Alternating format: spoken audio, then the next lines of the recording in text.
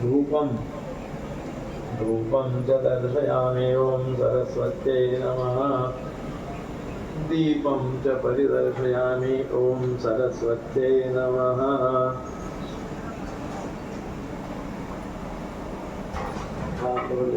ओम सरस्वत्यै नमः। फलं च समर्पयामि ओम सरस्वत्यै नमः।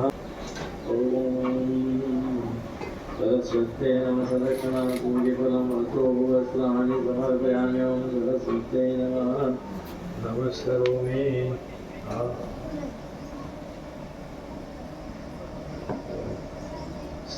सर्वमात्रिकां का आवाहन करना है। नमो सर्वमात्रभ्यः गच्छत तिष्ठत पीठस्य उत्तरे भागे पूजनं प्रति। ओम मनसे नमः। ओम बुद्धे नमः। ओम अहंकाराय नमः। ओम प्रकृत्यै नमः। ओम पुरुषाय नमः। ओम अव्ययाय नमः। ओम अहल्यापावनाय नमः। ओम स्वामिने नमः। ओम चित्रभक्ताय नमः। ओम वरप्रदाय नमः। ओम न्यायाय नमः। ओम न्यायिने नमः। ओम नयिने नमः। ओम श्रीमते नमः। ओम नयाय नमः। ओम नगधराय नमः। ओम शिवाय नमः। ओम दशास्यद्विपकेसरिणे नमः। ओम कलानि। आदि कवि वाल्मीकि जी ने बड़ी सुंदर बात लिखी। चरितम रघुनाथस्य शतकोटि प्रविस्तरम एकैकमक्षरम पुंसाम महापातकनाशनम। भगवान रघुनाथ भगवान श्री राम जी जो है उनका चरित्र जो है महान पातकों का नाश करने वाला है। शतकोटि प्रविस्तरम, और कितना विस्तार है इस राम कथा का। 1 करोड़ श्लोक, 100 करोड़ श्लोक, कितने 100 करोड़ श्लोकों में उनका चरित्र लिखा गया है। और इस कलयुग में या धरातल पर वाल्मीकि जी के द्वारा जो लिखा गया केवल 24,000 श्लोक ही उपलब्ध है और 100 करोड़ उनके श्लोकों में उनका गुणगान किया गया है। और कहते हैं कि एकैकम अक्षरम पुंसाम महापातक नाशनम।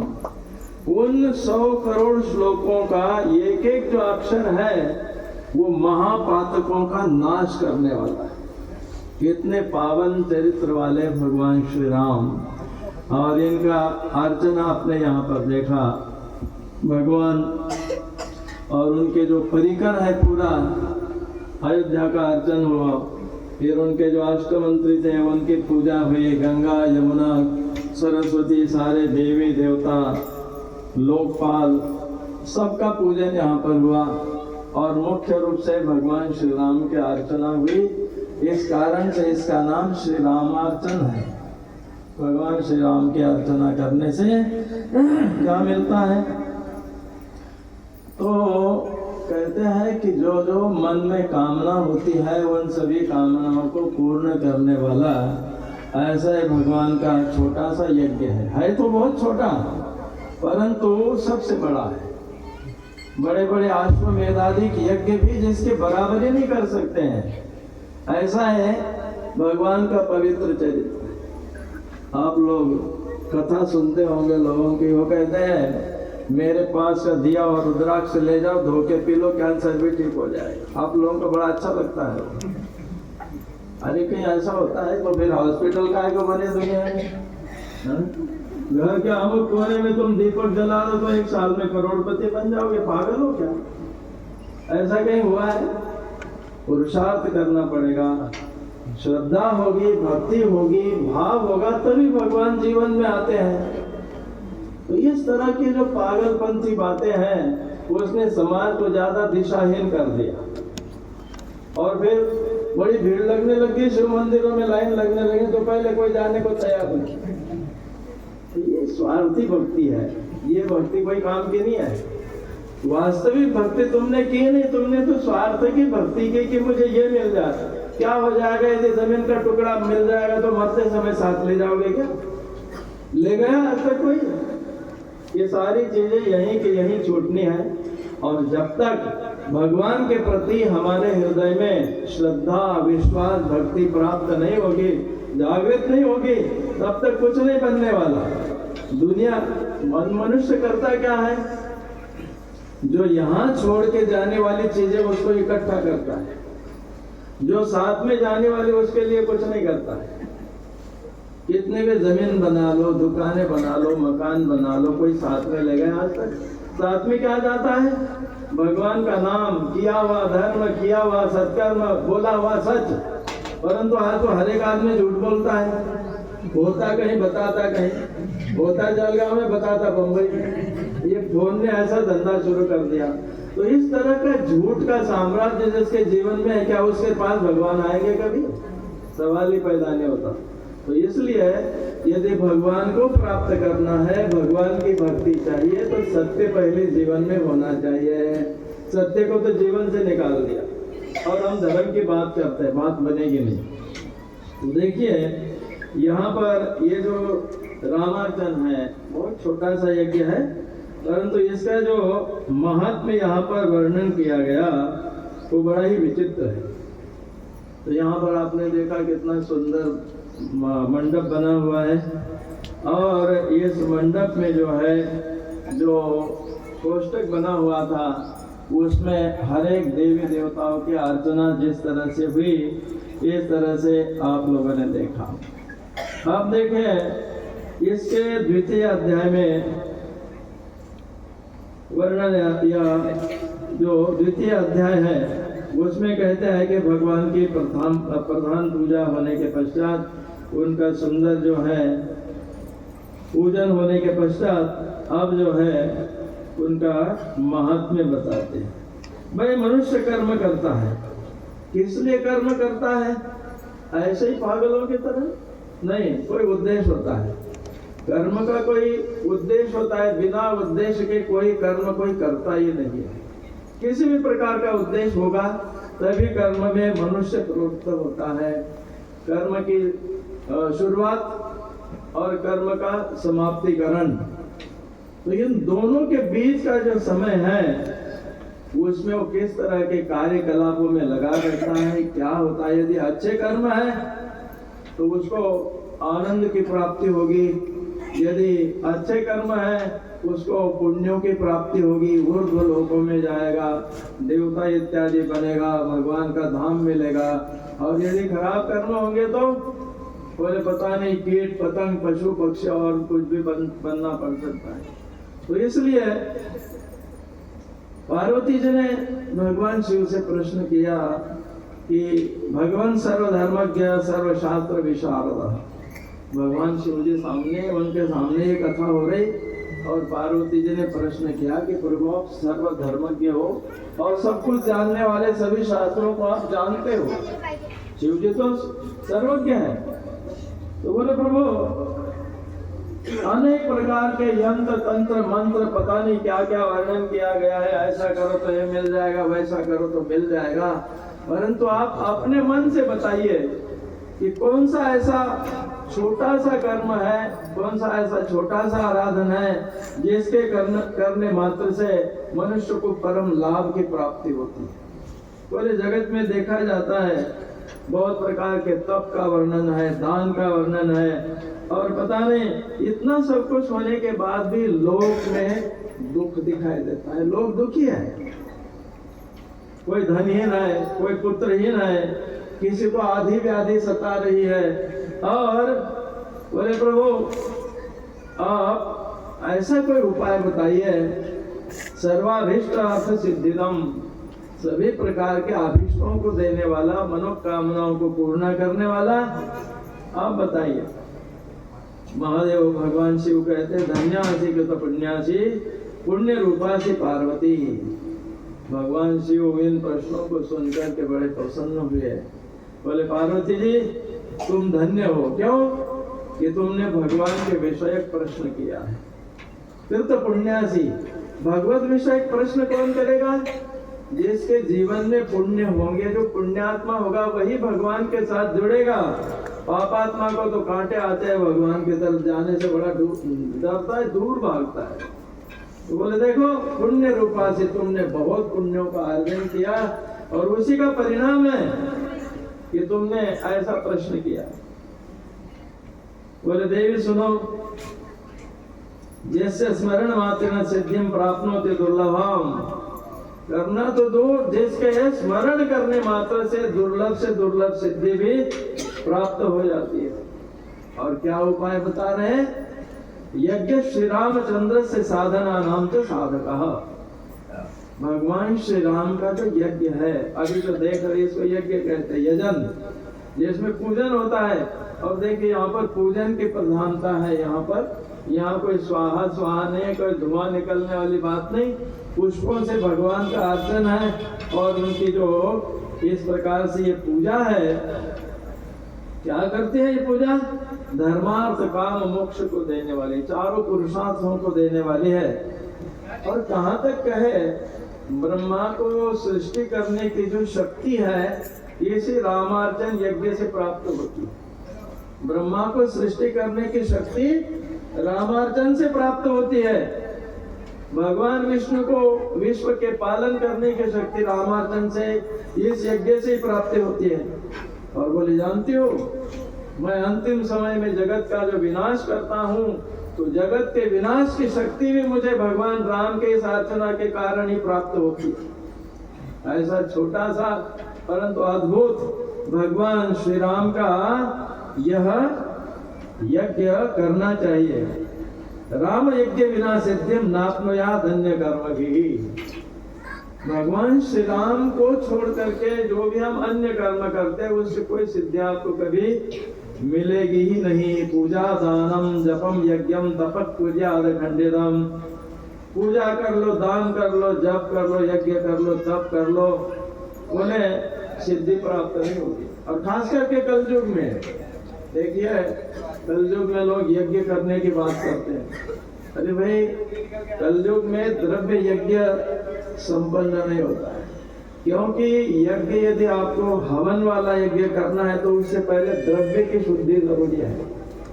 जब तक आपका धन शुद्ध नहीं होगा, वो यज्ञ पूर्णता को प्राप्त नहीं होगा। तो कहते हैं कि ये जो यज्ञ है, रामाचा शोभने कृत्वा न कष्ट दुख भांग न रहा, ये जो छोटा सा यज्ञ है भगवान राम का, इसको करके सभी प्रकार के दुख पाप समाप्त हो जाते हैं। रामाचाया परम यज्ञ, रामाचाया परम तपः। रामाचा से बढ़कर के परम यज्ञ नहीं है, रामार्चन से बढ़कर के परम तप नहीं है, रामार्चन से बढ़कर के परम यानी श्रेष्ठ दान नहीं है, और रामार्चन से बढ़कर के परम जप नहीं है। तो देखो, रामार्चन से बढ़कर के त्रिलोकी में परम पुण्य कुछ है ही नहीं। और इसलिए ये जो सभी प्रकार के आदि व्याधियों को विनष्ट करने वाला, और इस यज्ञ को करना चाहिए। राज्यम नष्ट राज्य राज्यदम नष्ट राज्य नाम, क्या क्या करेगा यदि आप इसको करेंगे तो? जिस किसी का राजा का राज्य नष्ट हो गया, यदि पूरे मनोयोग से श्रद्धा विश्वास के साथ संपन्न करता है, तो उसको नष्ट राज्य भी प्राप्त हो जाएगा। जो निर्धन हो गया, उसको धन की प्राप्ति करा देगा। जो दुर्भिक्ष पड़ता है, अकाल पड़ता है, अकाल को भी ये समाप्त कर देता है। और महान पातकों का निवारक है, शत्रु सैन्यों का विनाश करने वाला। ऐसा है श्री रामार्जन, सभी प्रकार के सौभाग्य और संतति को देने वाला है, सभी ऐश्वर्यों को देने वाला है। किसी के ऊपर यदि कोई ऋण चढ़ गया, किसी के ऊपर कर्जा चढ़ गया, तो उसको भी समाप्त करने वाला है। महासंकट में पड़ा हुआ व्यक्ति भी यदि रामार्चन करने की इच्छा मात्र करता है, तो भी उसको उस संकट से मुक्ति मिल जाती है। तो बोले, मैंने रामार्चन से बढ़कर के इस जगत में और कोई बड़ा साधन देखा ही नहीं। और बताते हैं कि हे देवी, रामार्चन यदि कोई करता है तो कल्प कोटि सहस्रेषण तेषाम फल भाग भवे। यदि कोई कल्प कोटि वर्षों तक बहुत बड़ा यज्ञ करता है और दूसरे कर्म करता है, परंतु एक बार रामार्चन नहीं किया तो उसके बराबरी वो कर नहीं सकता है। आतप्ते कथयिष्यामि कथाम पौराणिकीम शुभाम। तो शिवजी कहते कि मुझे कथा याद है। कथा, ये कथा क्या होती है? वो इतिहास होता है। इतिहास का मतलब इतिहास, तीन अक्षर है इसमें। इतिहास तीन शब्द है। इति यानी ऐसा पहले हुआ था, ऐसा पहले हो चुका है, उसको इतिहास कहते हैं। तो मैं वो कथानक तुमको सुनाता हूँ। भगवान श्री विष्णु जो है महाप्रलय के समय जल में शयन कर रहे थे और उनके नाभि से कमल निकला। नाभि पर जो है ब्रह्मा जी की उत्पत्ति हुई। ब्रह्मा जी ने चारों ओर देखा, जल के सिवा कुछ था ही नहीं, वहां पर केवल जल ही जल था। विचार करने लगे कि किम करोमिति, मैं क्या करूं, कौन मेरा जनक है, किसने मुझे जन्म दिया है, जिस कमल पे मैं हूं ये कमल कहां तक है, ये इसकी जड़ें कहां है। जब वो विचार करने लगे उस समय आकाशवाणी हुई। आकाशवाणी ने कहा, क्या कहा, ब्रह्मन् कुरु महासृष्टिम वृत्तिजाम त्वर्थ संकुलाम। क्या कहने लगे कि ब्रह्मन सृष्टि की रचना करो। तो सृष्टि की रचना, ब्रह्मा जी ने सोचा कि मेरे पास तो कोई ऐसी कोई ताकत नहीं, शक्ति नहीं, मैं सृष्टि की रचना करूं तो कैसे करूं। तो उस समय जब वो चिंतामग्न थे ब्रह्मा जी, भगवान को याद किया उन्होंने, बोले जिन परमात्मा ने मुझे बनाया, जो मेरे पिता है, वो मेरा मार्गदर्शन करें। तस्य हम शरणम प्राप्तो भूयो भूयो नमो नमः। जो मेरे जन्मदाता है परमात्मा, मैं उनकी शरण में जा रहा हूं और वो मेरा मार्गदर्शन करे। तो उस समय भगवान ने कहा ब्रह्मा जी से कि ब्रह्मा जी सुनो, ब्रह्मन रामाचा सर्व सिद्धिदाम। रामार्चन जो है ब्रह्मा जी सभी प्रकार की सिद्धियों का देने वाला है, और तुम रामार्चन करो, तुमको सृष्टि करने की शक्ति प्राप्त हो जाएगी। देखो ये छोटा सा, कितना समय लगा इसमें, 2-4-5 घंटे लगते, परंतु तैयारी बहुत दिनों तक करनी पड़ती है।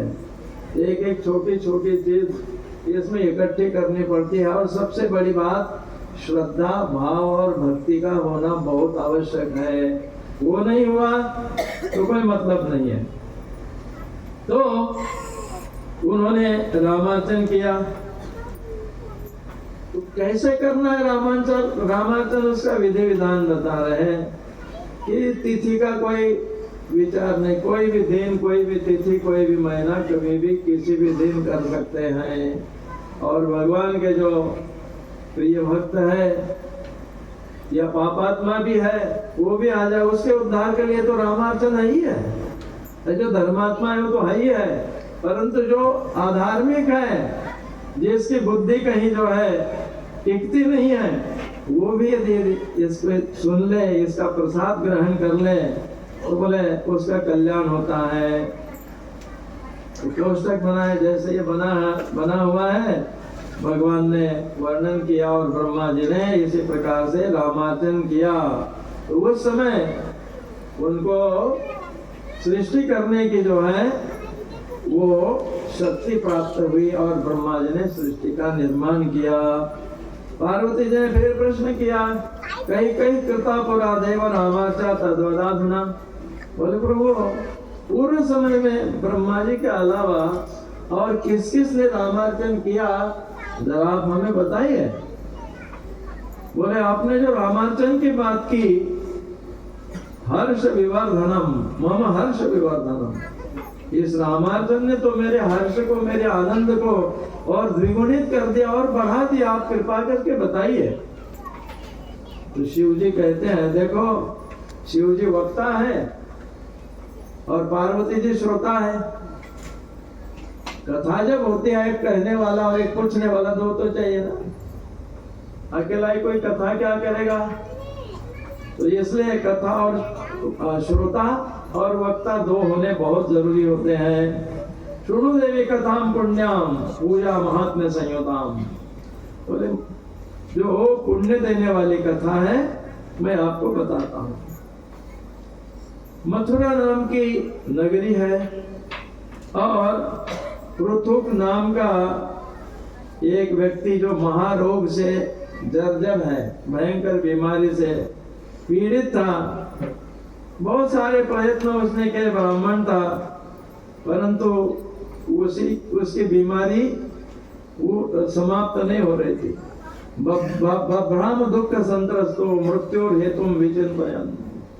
अब मरता क्या न करता, उस दुख से छूटने के लिए बेचारा इधर दौड़ रहा उधर दौड़ रहा, कोई मिल जाएगा, दवाई बताएगा, क्या करेगा।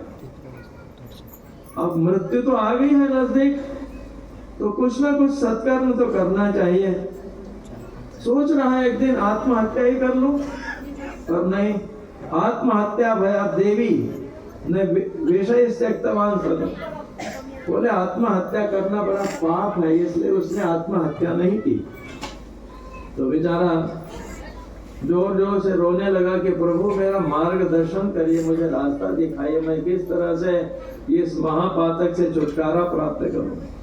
तो उस समय ऋचिको ब्राह्मणम प्राह कस्मात् रोदिषि तद्वदा। ऋचिक नाम के एक ब्राह्मण वहां पर आ गए और पूछा कि ब्राह्मण क्यों रो रहे हो, तुम्हारे रोने का कारण क्या है।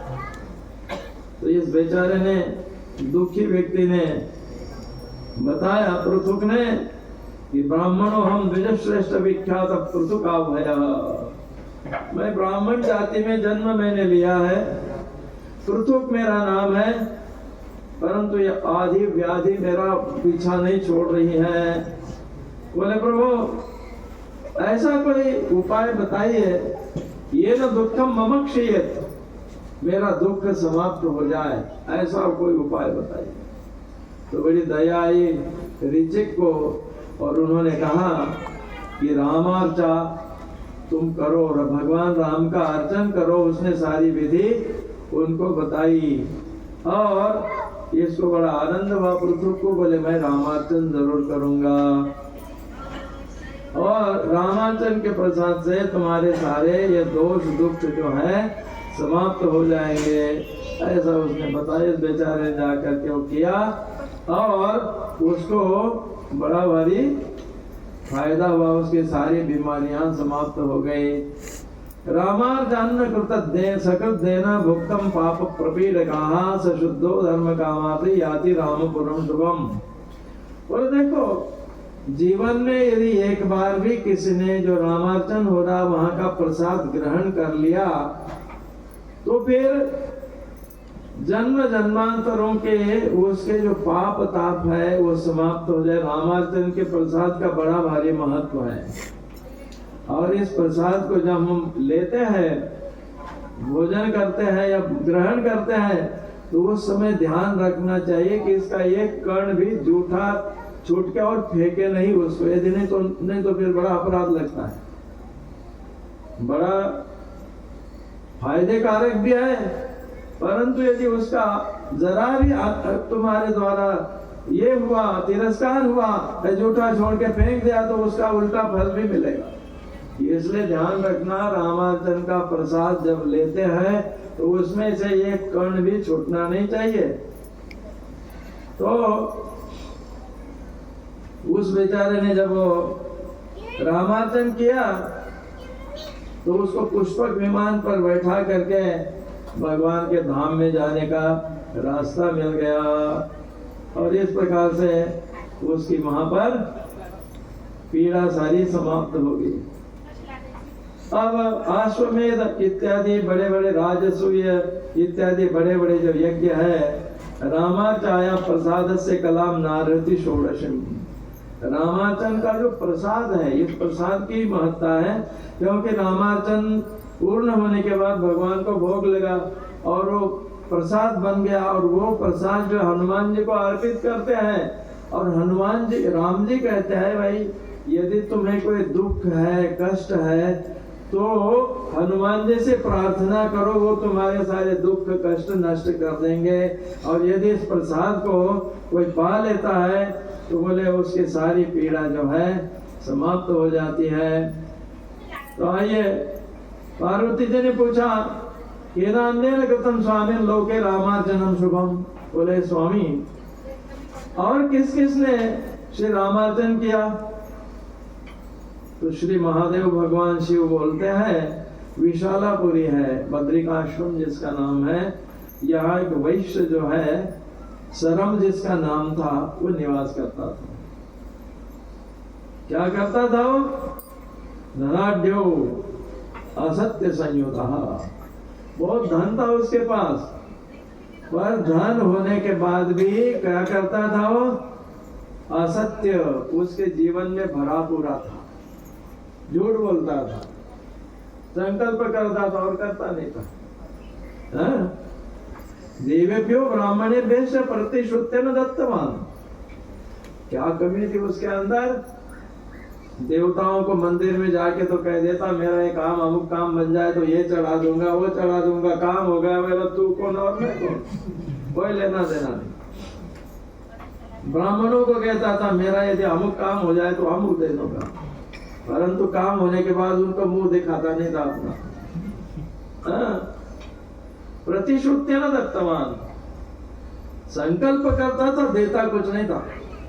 तेन पापेन भू देवी सर्वैश्वर्य मनुष्यता। उसके इस पापाचरण के कारण, असत्य के कारण क्या हुआ? सारा ऐश्वर्य, सारा धन उसका नष्ट हो गया, भिखारी हो गया, दरिद्री हो गया। आप लोगों ने देखा कहीं कहीं मेला लगता है तो किसी के हाथ ऐसे बीमारी हो रखी है, ऐसे ऐसे मांगते हैं। वो कौन लोग हैं? पूर्व जन्म में खूब संपत्ति थी उनके पास, परंतु खाना ही जानते थे, खिलाना उन्होंने कभी किसी को जाना ही नहीं। वो दरिद्री बनते, भिखारी बनते, भीख मांगते हैं। तो इसलिए भगवान ने यदि आपको दे रखा है तो सत्कर्म करना चाहिए। सत्कर्म से आपकी संपत्ति टिकेगी। संपत्ति को यदि टिकाना है तो आपको सत्कर्म साथ में करना चाहिए। असत्य का आचरण जो करेगा उसकी संपत्ति टिकती नहीं है। तो इसलिए क्या हुआ? सारा ऐश्वर्य नष्ट हो गया, सारी संपत्ति नष्ट हो गई। दीनो अति मलिनो दुखी बभ्रामाति क्षुधार्ता। ये समय आया है कि खाने के लिए रोटी भी नहीं मिल रही। घूम रहा था कहाँ रोटी मिल जाए, कहाँ क्या मिल जाए। मरणाय मनोदधे। और कहते हैं कि देवी उसने निश्चय कर लिया कि अब मृत्यु ही अच्छी है। हिमालय जगामासो यत्र नारायण स्थितः। पैदल यात्रा करते करते भगवान ने कहा सद्बुद्धि दी, हिमालय जगाम, हिमालय पर्वत की तरफ चल पड़ा। कहाँ पहुंच गया? जहां भगवान बद्री विशाल निवास करते हैं। अति दीन व्रत रतम दृष्टवा नारायण हरि। भगवान नारायण तो जगन्नाथ है, जगत के नाथ, सबके माता पिता है, भाई बंधु है। त्वमेव माताश्च पिता त्वमेव, कहते हैं ना। तो उसके अति दीनता को देख करके भगवान दया करते हैं उसके ऊपर। भगवान का भाव है दया का। धृत्वा तु ब्राह्मणम रूपम जगाम सर्वांतिकम। भगवान नारायण ने चतुर्भुज रूप में तो नहीं, परंतु ब्राह्मण का रूप धारण करके उसके सामने आ गए। और कस्त्वम केनाति दुखिता, तुम कौन हो और किस कारण से दुखित हो? और भगवान के उस वाक्य को, ब्राह्मण के उस वाक्य को सुनकर के ब्राह्मण ने उनके चरणों में प्रणाम किया और अपना परिचय देने लगा। अहम वैश्यो महाभाग सरमेति च विश्रुतः। हे प्रभु, मेरा नाम शरम नाम का मैं वैश्य हूँ, बनिया हूँ। महासुखी धनाढ्यम पूर्वावस्था से चौधता। मेरे पास बहुत धन था, परंतु क्या था? उद्धत, किसी के साथ ठीक से बात भी नहीं करता था। घमंड में ऐसा भरा रहता था कि तू मुझे क्या समझता है, ऐसी बातें सबके साथ करता था। परिणाम क्या निकला? प्रभु न जाने केन पापेन सर्वम नष्टम धनम मम। उन पापों के कारण और अन्य पापों के कारण मेरा सारा धन नष्ट हो गया। और आज पेट में रोटी का टुकड़ा नहीं, इसलिए मैं दर बदर भटक रहा हूँ कि कहाँ रोटी मिलेगी। अतो हम दुखितो दीनो व्याकुलस्य उपद्रवैहि, मैं बहुत दुखी हो गया। मेरे जो भाई बंधु थे वो मेरे साथ लड़ाई करते थे, कोई ढंग से बोलता तक नहीं था। बोले प्रभु कोई रास्ता बताइए, आप दयालु हो। ब्राह्मण रूपधारी भगवान कहते हैं कार्पण्ये नाति लोभे न सत्यहीने न सर्वथा प्रणश्यति धनम सौख्यम दुखम शांत नित्य में वही। भगवान ने क्या कहा? ब्राह्मण रूपधारी ब्राह्मण ने बोला देखो तुम जो कार्पण्य किसको कहते हैं? कंजूसी को। ये मेरा, ये मेरा, ये मेरा, ये मेरा, सब मेरा, देना कुछ किसी को नहीं है, सब मेरा। भाई बड़े बड़े राक्षस हो गए यहाँ।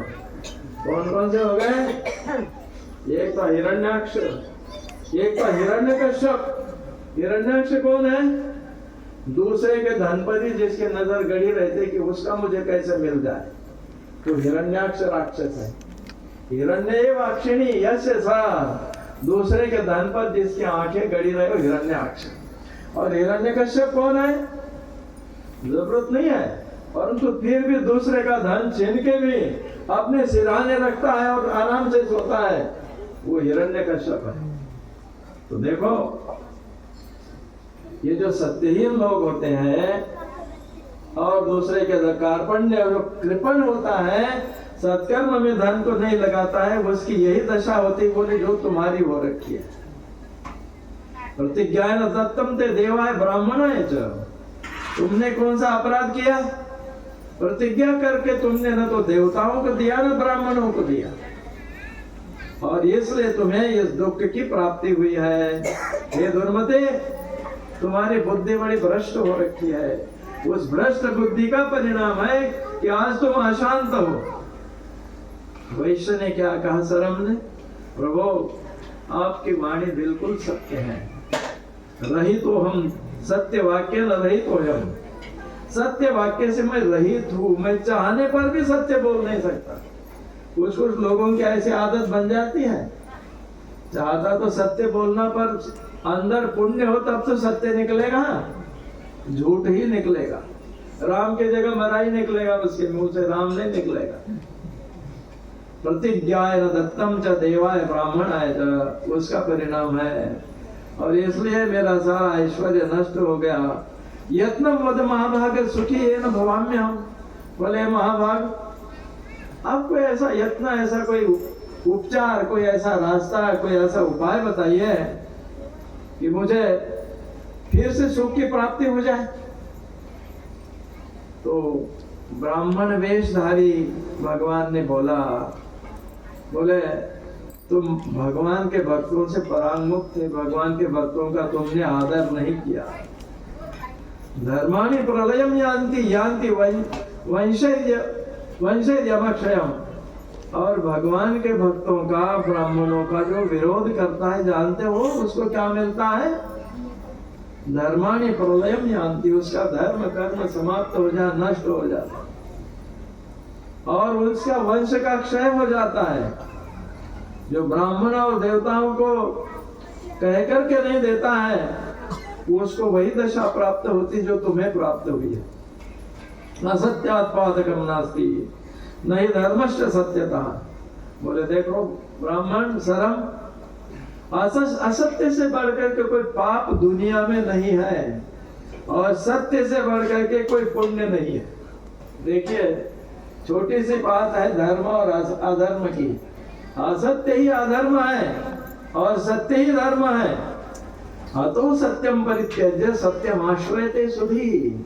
जो सुधी, जो बुद्धिमान लोग हैं वो क्या करते हैं? असत्य को छोड़ करके सत्य के रास्ते पर चलते हैं, और उनके जीवन में जो है सुख और शांति अपने आप आने लग जाते हैं। आप एक बात बताओ हमें, आप लोग सुख को बुलाते हो, सुख आ जाए आ जाए आ जाए, आता है क्या बुलाने से? आएगा क्या? कब आएगा? जब सत्कर्म करेंगे बिना बुलाए आ जाएगा। दुख को कहते भाग जा भाग जा, भागता है क्या? भागेगा ही नहीं, क्योंकि तुम्हारा पुण्य कर्म ही नहीं है। तो सुख दुख आते क्यों है, कहां से आते हैं? जीव का जो अदृष्ट कर्म है, पूर्व जन्म के किए हुए जो पाप या पुण्य है, होता है क्या है, पूर्व जन्म में हमने पुण्य कर्म किया तो उसके एक परत जम गई, उसके बाद फिर एक पाप कर्म कर दिया तो दूसरी परत पाप कर्म की जम गई उसके ऊपर। तो होता क्या है, वो जब यहाँ भोगने के लिए मिलता है, जब पुण्य की परत खुलती है तो बिना बुलाए आपको सुख मिलने लगता है, और जब पाप की परत खुलती है तो बिना बुलाए दुख भी आ जाता है। तो देखिए, यदि पुण्य हो रहा है जीवन में तो आपको शांति मिलेगी, सुख मिलेगा और बहुत आनंद मिलेगा। और यदि पाप हो रहा है, पापी आदमी क्या सोचता है, आज भले उसको आनंद हो दूसरे को दुख देने में, परंतु जब पाप के फल का भोग करने का समय आएगा तो रोएगा जरूर, क्योंकि आज ही बोया हुआ कल काटा नहीं जाता है, उसके लिए समय की प्रतीक्षा करनी पड़ती है। तो कहते हैं, बोले जाओ मैं तुमको एक रास्ता बताता हूँ। वैश्य ने कहा कि प्रभु बताइए। तो उस समय भगवान ने कहा कि जाओ रामार्चन करो, और उसकी विधि भी भगवान ने उसको बताई, और उस बेचारे ने जो है रामार्चन संपन्न किया। तो रामार्चन संपन्न होते ही उसको अपने दशा जो है वो पूर्व समय की दशा प्राप्त हो गई। केनयम भो कृता पूर्व अपूर्वा द्विजोत्तम। तो पूछ रहे हैं, आइए आइए।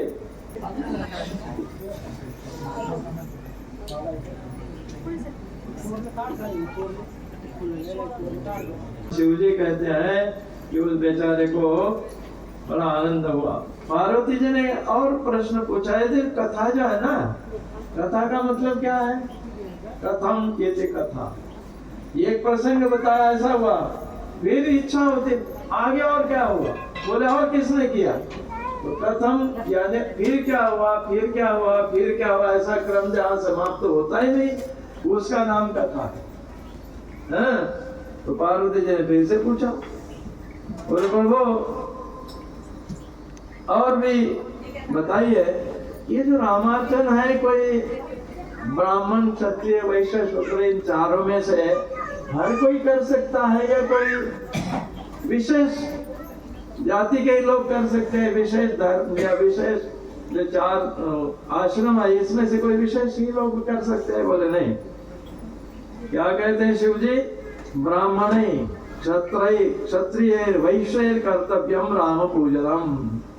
ब्राह्मण हो, क्षत्रिय हो, चाहे वैश्य हो, राम जी का पूजन कर सकते हैं। सर्वाश्रमस्थई कर्तव्यम, किसी भी आश्रम का आश्रमी हो, ब्राह्मण क्षत्रिय वैश्य शूद्र भी क्यों न हो, वो भी श्री रामार्चन कर सकता है। मान लो ब्राह्मण क्षत्रिय वैश्य स्वयं करना चाहे, परंतु शूद्र यदि करवाना चाहे तो ब्राह्मणों के द्वारा इसको संपन्न करवा ले।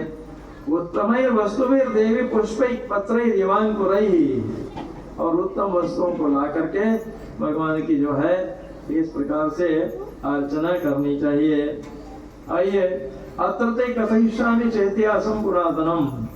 बोले पुरातन इतिहास और इसके साथ जो जुड़ा हुआ रामार्चन के साथ भगवान भोलेनाथ और बताते हैं।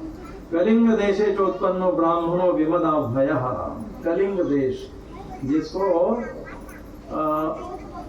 जहाँ जगन्नाथ भगवान है, कौन सा स्टेट है वो, कलिंग देश पहले उसको कहते हैं।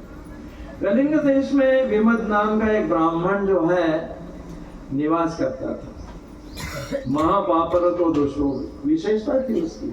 क्या विशेषता थी?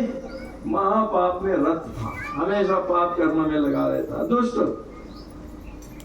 देशान निस्सारितो ययो। अब उसके उन कर्मों को देख करके वहां का जो राजा था उसने उसको देश निकाला, दे दिया। बोले हमारे देश में नहीं रहना, तुम हमारे राज्य में तुम नहीं रह सकते। निर्धनो राज्य वाक्यमय पुष्प चौर्यम चकार। अब वो क्या हुआ, वहां से निकाल दिया तो गुजरात में पहुंच गया, पैदल पैदल चलते चलते। वो क्या करता था, महाधूर्त, उसका वर्णन है, महाधूर्त था वो, वेश्यासक्त मन सदा। वो गुजरात में जाकर के वेश्यासक्त मन वाला हो गया। वो निर्धन क्या करता था, वेश्या को देने के लिए राजा की जो वाटिका थी, गुजरात देश के राजा की वाटिका फूलों की, वहां से फूलों को चुरा करके उसको देता था। अब पुष्प चौर्य चकार पुष्पान्यानी वेशाई रत्यर्थम च ददाति। एकदा निशि पुष्पाणि चौरेणादाय दत्तवान। और ऐसे करते करते क्या हुआ, एक रात्रि में जब वो फूल लेकर के आ रहा था तो उसके हाथ से एक फूल जो है रास्ते में गिर गया। और वो बड़ा सुंदर पुष्प भूकंज था, वो कमल था, थल कमल। धर्मदत्त नाम का एक जो व्यक्ति था, रामार्जन के लिए पुष्प इकट्ठा करता चला जा रहा था, तो उसने बड़ा सुंदर फूल रास्ते में पड़ा हुआ देखा, उसने उठा लिया और उठा करके वो ले आया। अब उसने क्या किया, जब भगवान को पुष्प चढ़ाए जा रहे थे तो रास्ते में पड़ा हुआ पुष्प भी उसने भगवान जी को, राम जी को चढ़ा दिया। तो अब देखिए, उसने कोई रामार्जन के लिए उसने चुराया नहीं था वो पुष्प, जो चोर था उसने, परंतु वो जो जहां पहुंच गया वो पुष्प, उसकी कहानी अब देखो। पाथितम, तो वो पुष्प जब रामार्जन में चढ़ गया तो मृत्यु के पश्चात विमद को जो है यमराज के दूत जो है वहां ले गए। कहाँ? यमपुरी में। कई प्रकार के नरकों का वर्णन है श्रीमद् भागवत में। 28 क्या अनेक प्रकार के नरक यातनाओं का वर्णन है। जिसने जैसा अपराध किया होगा उस अपराधी को वहां पर वैसा वैसा दंड जो है दिया जाता है। तो जब वो वहां पहुंचा तो पहले यमराज के दूतों ने उससे पूछा कि भाई तुम्हें बताओ, तुम पहले पुण्य का भोग करना चाहोगे या अपने पापों का? उसको थोड़ा अचंभा हुआ कि मैंने पुण्य तो कभी जीवन में किया ही नहीं, तो ये पुण्य की बात और कैसे कर रहे? तो उसको लेने के लिए पुष्पक विमान आ रहा था। बोले मेरे जैसे पापी को लेने के लिए पुष्पक विमान? बोले हाँ। बोले क्यों? अरे बोले तुम्हारे हाथ से जो पुष्प जो गिर गया था रात्रि में, चोरी करके लाया था, वो कहीं ना कहीं से जो है भगवान के रामार्जन में चला गया। उसी का परिणाम है कि तुमको ये भगवान का पुष्पक विमान की प्राप्ति कुछ क्षणों के लिए हो रही है। तो उसने क्या कहा? बोले पुष्पक विमान ही भगवान का अर्पित कर देता। तो बोले अब देखिए उसकी सद्बुद्धि का परिणाम, तो पुष्पक विमान ही भगवान को अर्पित कर दिया तो भगवान बड़े प्रसन्न हो गए। अरे जब भगवान को पुष्पक विमान उसने अर्पित कर दिया फिर कैसा नरक, फिर कैसी यातना? तो देखिए, यदि उस जैसा पातकी व्यक्ति अनजाने में भी उसके हाथ का गिरा हुआ फूल राम जी के अर्चना में चल जाता, उसकी यदि सदगति हो सकती है, तो जो बेचारे श्रद्धा भाव भक्ति से पुष्प चढ़ाते, और देखा ना आप लोगों ने, कोई पीछे खड़ा है फिर भी वहां से फूल फेंक रहा था, तो ये श्रद्धा का ही तो परिणाम है। तो ऐसी श्रद्धा, तो देखिए भगवान श्रद्धा को देखते हैं, भगवान विश्वास को देखते हैं, भगवान भाव को देखते हैं। यदि श्रद्धा विश्वास भक्ति, परंतु ये श्रद्धा विश्वास भक्ति जो है ना, ये हमेशा टिकी रहनी चाहिए। थोड़ी देर के लिए रहती है और थोड़ी देर बाद भाग जाती है, तो बड़ा दुर्भाग्य है। वो भागनी नहीं चाहिए, कहीं जानी नहीं चाहिए। यदि वो श्रद्धा बनी रहे तो आपको नर से नारायण जरूर बना देगी। नर से नारायण बनने का यही जो है एक उपाय है। एक ब्रह्मणा देवी कृतम रामार्चनम शुभम सती नामास्य देवेश यदा त्वं पूर्व जन्मनि। नारद जी और एक इतिहास बता रहे, क्या कहते पार्वती जी से? बोले पार्वती जी सुनो, बोले एक समय की बात है, उस समय तुम्हारा नाम सती था। सती पिछले जन्म की बात, पार्वती के पिछले जन्म के, उसका नाम सती था। और हुआ क्या, बाबा ब्रह्मा जी ने एक बार रामार्चन किया और रामार्चन का जो प्रसाद था नारद जी महाराज के द्वारा उन्हें हमारे यहाँ भेजा। तो मैंने सुना नारद जी से कि रामार्चन का प्रसाद लेकर के आए। मुझे इतना प्रेम आया, इतने प्रेम से मैं गदगद हो गया कि तुम्हारे हिस्से का भी वो रामार्चन का प्रसाद मैंने भक्षण कर लिया। और उस समय तुम स्नान करने के लिए गई हुई थी और जब पता लगा कि भाई रामार्चन का प्रसाद हमारे यहाँ नारद जी लाए हैं, तुमने मुझसे मांगा मेरा प्रसाद कहाँ है, तो मैंने जब कहा कि मैं तो प्रेम में भर करके अनजान में सब आ गया, तो बोले तुमने बड़ा कुपित होकर के मुझे शाप दिया कि भाई इस तरह से तुम जो दूसरे का रामार्चन का प्रसाद तुमने ले लिया तो दुच्छिष्टम चयेदंती तेष्वा नश्य न संशय। तुमने मुझे शाप दे दिया कि तुम्हारा उच्छिष्ट, तुम्हारा भोग लगा हुआ जो ग्रहण करेगा वो कुत्ते की योनि में चला जाएगा। बोले तुमने कुपित हो क्या ऐसा शाप मुझे दे दिया था। लज्जितो हम तथा सम्यक कृतवान राम पूजनम। मुझे बड़ी लज्जा हुई, शिव जी कह रहे हैं, और मैंने अपने उस पाप कर्म को हटाने के लिए, अपराध को हटाने के लिए सम्यक कृतवान राम पूजनम, मैंने फिर से राम जी का पूजन किया। और रामाचा प्रसाद अन्नम तुभ्यम सर्वेभ्य वही, मैंने तुमको रामार्चन का प्रसाद तुमको और सबको दिया। और इस प्रकार से प्रसंग बता रहे, अदत्वा ये से मंजीरन प्रसाद एते नमा स्मृता। देखिए हमारे यहाँ ऋषियों का एक सिद्धांत है। ऋषि क्या कहते हैं, सम विभज्य भोक्तव्यम। हमारी जो संस्कृति है, सनातन संस्कृति है, ये अकेले खाने की बात नहीं करती है। बोलिए यदि आपके पास कोई अच्छे विचार है, अच्छी खाने की चीजें हैं, तो जितना आपको आनंद उसको खाने पीने में आता है उतना दूसरे को भी आएगा। ऐसा समझ करके वो अच्छी से अच्छी वस्तु आपको दूसरों को भी वितरित करनी चाहिए। इसलिए ऋषियों ने क्या सिद्धांत दिया कि भाई बांट करके खाना चाहिए। और जो लोग अकेले अच्छी चीजें खा जाते हैं उनका कभी कल्याण नहीं हो सकता है। अतः शुद्धान्वितो भूत्वा कुर्यात् श्री राघवार्चनम। शुद्धा से अन्वित होकर के भगवान श्री राम का जो है पूजन करना चाहिए। अब जो पापी है, भाग्यहीन है, उन लोगों की रामार्चन में जो है ना श्रद्धा जागृत नहीं होती है। देखिए भगवान का नाम जो राम नाम है या कोई भी नाम परमात्मा के हैं, वो आपको भवसागर से पार लगाते हैं।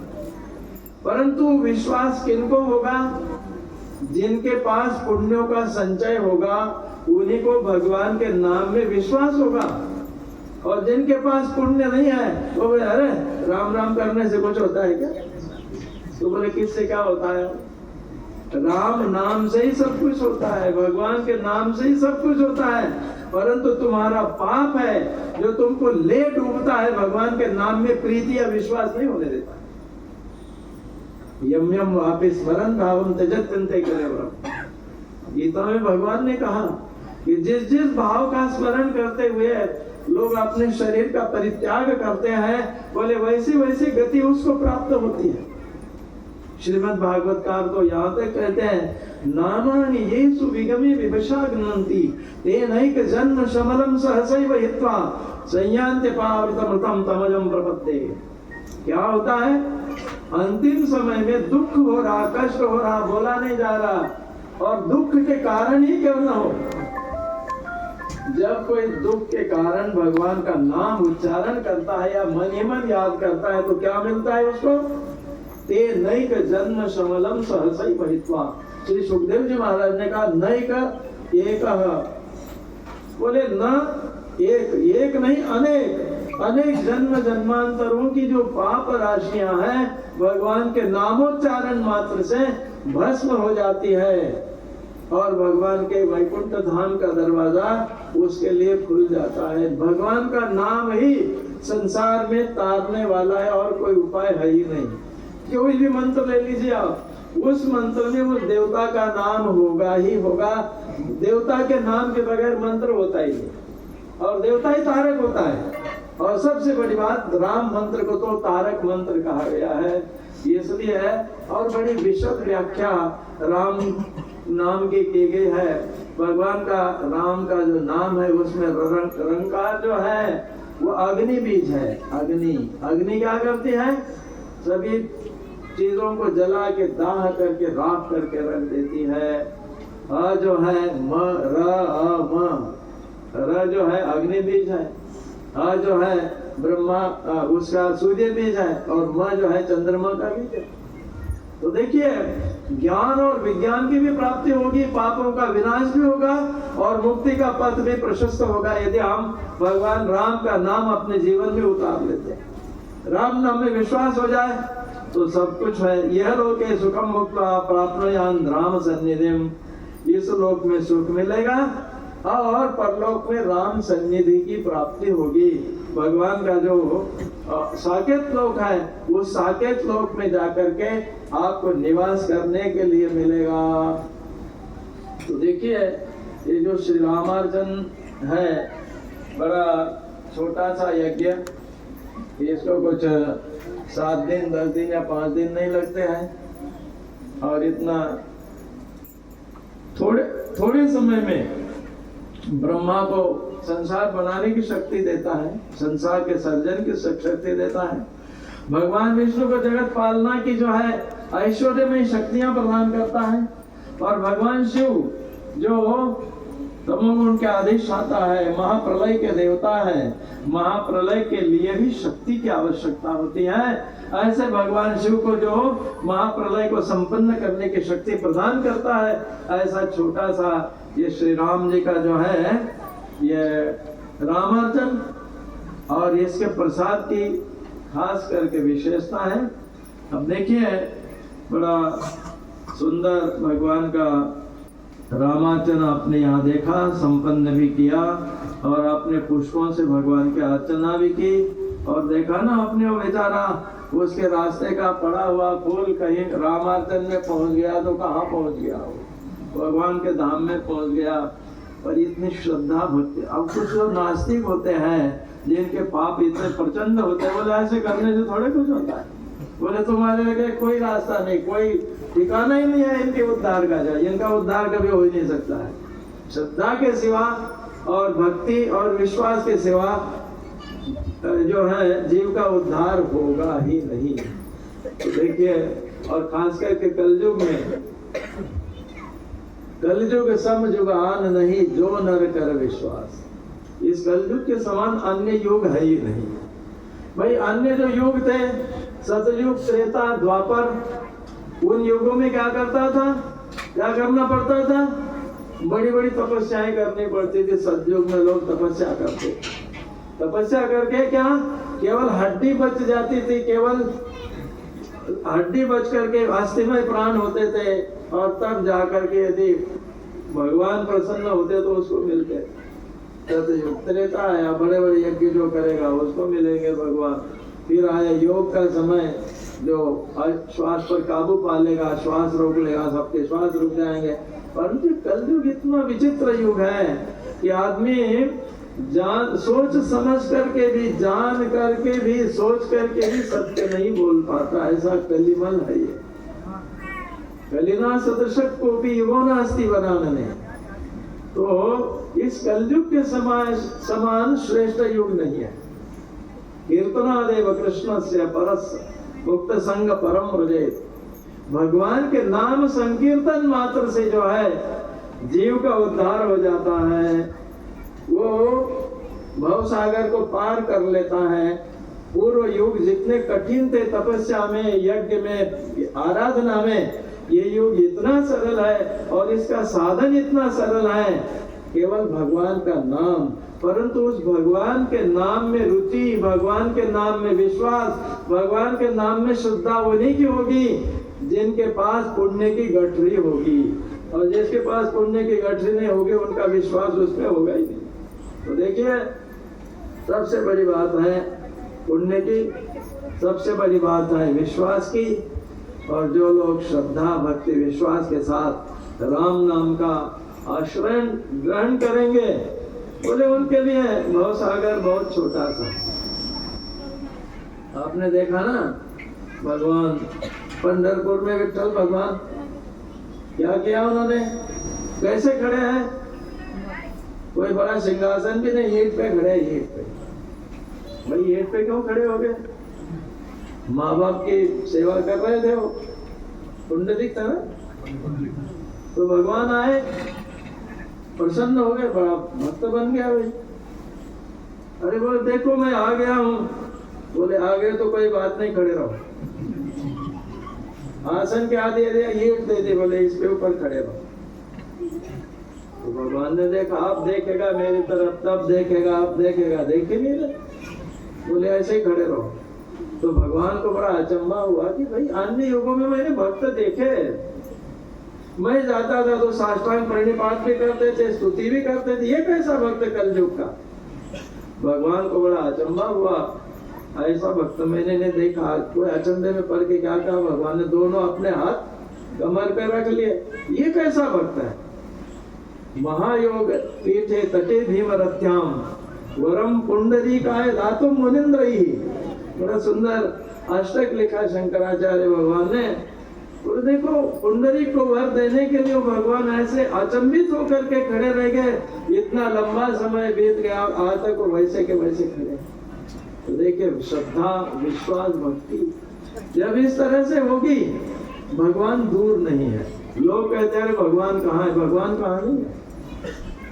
मुझे एक बात बताओ, ये हवा है, ये कहां से आई, जल कहां से आया, पृथ्वी कहां से आई, अग्नि वायु कहां से आए। बोले देखो भगवान ने संकल्प किया। दो बातें हैं, अन्वय और व्यतिरेक की बात करता है शास्त्र जो है। अन्वय की दृष्टि से देखा जाए तो बोले ये को हम बहुश्याम प्रजाएय, भगवान ने विचार किया जो महा समुद्र के जल में अकेले शयन कर रहे थे और उनके उदर में जो जीव जगत सुप्त रूप में पड़ा हुआ था, उन जीवों के ऊपर दया करने के लिए भगवान के अंदर एक करुणा जागृत होती है। और करुणा जागृत होकर भगवान एक संकल्प करते हैं, ये को हम बहुश्याम प्रजाएय, मैं अकेला ही बहुत रूपों में जो है परिवर्तित हो जाऊं। और जब ऐसा संकल्प करते हैं तो महत्त्व आता है, बुद्धि तत्व सामने आता है और ये प्रकृति तत्व सामने आता है, और उससे जगत की सृष्टि बनती है, जगत बनता है।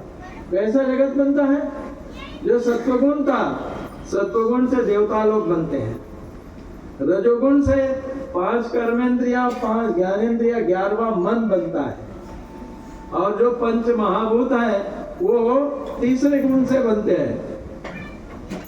तो तीनों गुणों से जो है सृष्टि का निर्माण हुआ, परंतु उसमें चेतनता नहीं दिखाई दे रही थी। तत्सृष्ट्वा तदनुप्रविश्य, तदनुप्रविश्य तत्सृष्ट्वा। भगवान ने देखा कि भाई अभी निश्रेष्ट पड़ा हुआ है ब्रह्मांड, वो एक अंश से उसमें प्रविष्ट हो जाते हैं, इसमें चेतना आ जाती है। तो चेतना का आविर्भाव जब होता है तो आप कहेंगे नहीं वायु भगवान थोड़े, तो भगवान वायु आई कहां से, भगवान के संकल्प से वायु आई ना। जल भी उसी का रूप है, पृथ्वी भी उसी का रूप है। जैसे मछली रहती तो जल में है, परंतु उसको पता ही नहीं कि भाई मेरा अस्तित्व कहां से है। ऐसे ही मनुष्य का भी है, जल भी परमात्मा ही है, जल भी वो है, अग्नि भी वही है, सब कुछ वही है। और उसमें होते हुए भी ये खोज रहा भगवान कहाँ, अरे भाई कहाँ नहीं है, सब कुछ तो वही है। पंचभूतात्मक जगत वही है, शरीर में भी वही बैठा हुआ है, शरीर में अग्नि के रूप में वही कार्य करता है, बुद्धि के रूप में वही बुद्धि दे रहा है, इंद्र के रूप में हाथ काम कर रहे हैं, भगवान विष्णु पैरों में समाहित है, चलने का काम कर रहे हैं, सब कुछ वही है। और फिर आदमी इतना अंधा बना हुआ है, भगवान को खोज रहा, अंधे न नीयमाना यथाभूत। फिर दूसरे अंधे कुछ मिल जाते हैं, बोले देखो अरे उसमें चित्र का है रखते हो घर में, अरे भाई वस्तु मात्र जगत में जितनी वस्तुएं हैं, वस्तु वसती थी। वस्तु का अर्थ क्या है? जो निवास करती है। भगवान के अलावा जगत का कोई अस्तित्व है ही नहीं। भगवान के यावत जो कुछ भी दिखाई दे रहा हो भगवानमय है, भगवान ही है, परंतु हमें क्यों नहीं दिखाई देते? बोले हमारे कुकर्मों का परिणाम है कि भरा पूरा भगवान भी हमें अनेक रूपों में दिखाई नहीं देता है। हम उसको नानात्व में देखते हैं। ये पेड़ है, ये पौधा है, और पेड़ और पौधे में जो शक्ति कार्य कर रही है कौन है? बोले वही परमात्मा उसमें कार्य कर रहा है। सब में वही भरा पूरा है, परंतु पाप है कि प्रत्यक्ष दिखाई देने वाले भगवान को भी अनेक रूपों में परिवर्तित करके उसका दर्शन नहीं होने देता है। ये बड़ा दुर्दैव है। और नजदीक होते हुए ही वो भगवान हमें दिखाई नहीं दे रहे। और इसलिए उपाय है। उपाय क्या? राम नाम। राम उनका नाम और नामी, उसमें कोई फर्क नहीं है। भगवान दिख नहीं रहे ना, राम राम रटो, अपने आप वो राम बन करके आपके सामने धनुषधारी बन करके आ जाएंगे। मीरा ने जो है एक सुंदर पद लिखा, क्या कहती है? आज मैं देखियो गिरधारी। बोले मैंने आज गिरधारी के दर्शन किया। भाई कैसा गिरधारी देखा आपने? बोले बांसुरी बजाते हुआ गिरधारी मैंने देखा। भाई कहाँ से आ गए गिरधारी? क्यों आ गए? सबके सामने क्यों नहीं आते? तो मीरा ने कहा कि अंशुमन वेल सींच सींच प्रेम वेली बोली। बोले सारा जगत जब रात्रि के अंधेरे में गुम हो जाता था, सो जाता था, पड़ा रहता था, तो मैंने अपनी साधना की। क्या साधना की मीरा ने? अंशुमन वेल सींच सींच प्रेम वेली बोली।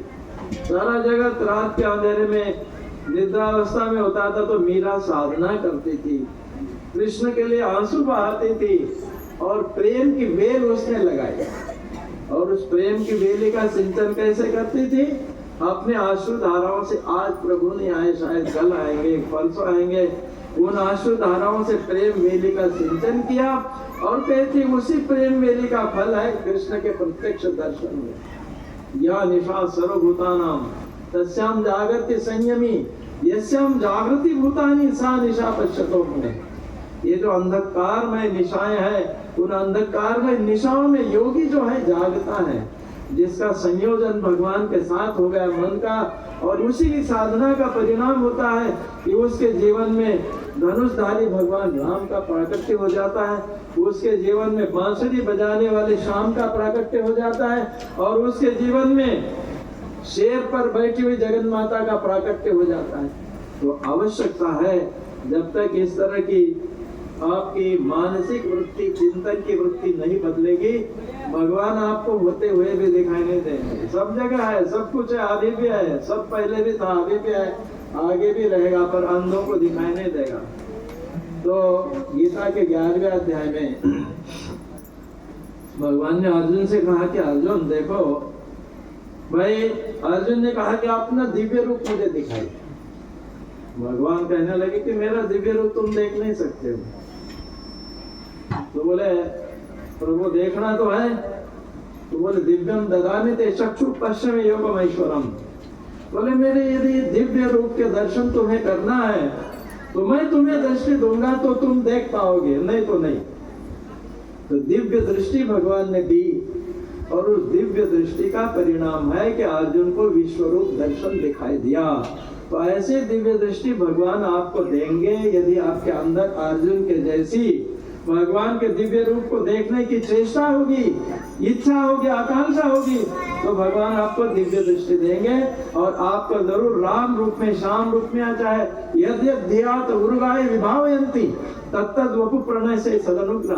ब्रह्मा जी ने भागवत में जब भगवान की स्तुति की तो कहता है कि प्रभु आप बड़े सरल हो, बहुत सरल। कितने सरल? बोले जिस जिस रूप में आपकी जो जो आराधना करते हैं, बोले उसी उसी रूप को धारण करके आप उसके सामने प्रकट हो जाते हैं। प्रहलाद जी के लिए नरसिंह आप बन के आ जाते हैं। सारे लोग डर रहे थे, और प्रहलाद जी बड़े खुशी से वहां पर खड़े थे। तो जिस जिस रूप की आवश्यकता पड़ती है, इतने सरल है परमात्मा, परंतु प्रहलाद होना चाहिए, उनको खंबे से प्रकट कराने के लिए उनको हनुमान जी होने चाहिए, जो अपनी छाती चीर के भी दिखा देते हैं कि मेरे हृदय वक्षस्थल में तो भगवान विराजमान है। वो कब होगा? जब ऐसी दिव्य धारणाएं जीवन में आएंगी, सत्य के रास्ते पर हम चलेंगे, धर्म के रास्ते पर चलेंगे, हम आस्तिकता के रास्ते पर चलेंगे। श्रद्धा विश्वास भक्ति का पथ जब हमारे जीवन में खुला होगा, प्रकट होगा, और तब जाकर के इस तरह की जो है सारी चीजें जीवन में आ सकती। आइए तो भगवान की चर्चा और संत महानुभावों का आगमन, ये उसी का कृपा का फल है। आप लोगों को दर्शन हो रहे हैं तो देखिए, भगवान राम जी का है छोटा सा यज्ञ, परंतु इसका जो फल है आप लोगों ने सुना कि बड़े से बड़े पापात्माओं को सद्गति देने वाला ऐसा एक छोटा सा यज्ञ। सबसे बड़ी बात है श्रद्धा विश्वास भक्ति पूर्वक जो करेगा उसका इस कलयुग में भगवान राम कल्याण करने का ठेका लिए हुए। भगवान के ठेकेदारी है, परंतु हाँ, राम नाम और राम का जो पथ है उस रास्ते को नहीं छोड़ना पड़ेगा। नहीं तो मुंह से तो राम नाम लिया और बगल में छुरी रखे तो बात नहीं बनेगी। हम लोग वहाँ वृंदावन में जब भागवत पढ़ने जाते थे गुरु जी के पास, तो एक दोहा सुनाते थे। क्या दोहा था? हाथ सुमिरनी पेट कतरनी, भक्त बने हैं बाके, कहते कबीर सुनो वही साधो, ये मेहमान कहाँ के। तो गुरु जी कह रहे थे भाई हाथ सुमिरने, हाथ में तो सुमिरने, परंतु पेट कतरनी, दूसरी तरफ दूसरे को काटने का जहाँ पर मन बन रहा है, भक्त बने हैं माँ के।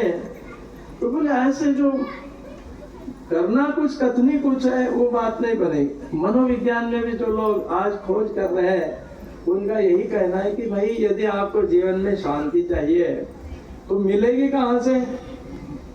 तो बोले जैसे हम बाहर से बनना चाहते वैसे हमको अंदर से भी बनना पड़ेगा। हमारा व्यक्तित्व जब द्विधा हो जाता है, जब हम अंदर कुछ होते हैं बाहर से कुछ करते हैं, तो तनाव पैदा हो जाएगा जीवन में, फिर शांति कैसी होगी?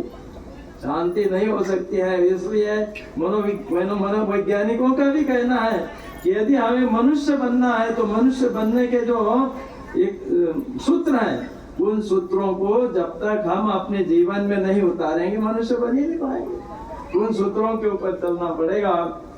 अब आइए इसकी तैयारी करो भाई।